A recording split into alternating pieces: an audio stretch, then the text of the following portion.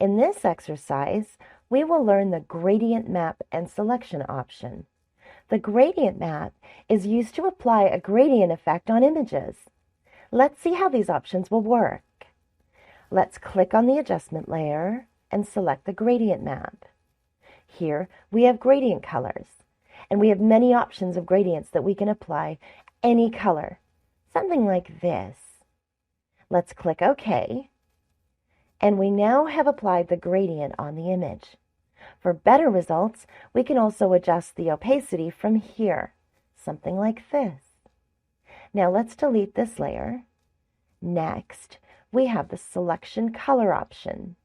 This is the best option to adjust skin tone. We can adjust it with cyan, magenta, yellow, or black colors, something like this. And we can adjust according to the skin effect that we want. Okay, in the next exercise, we will learn the layer style option.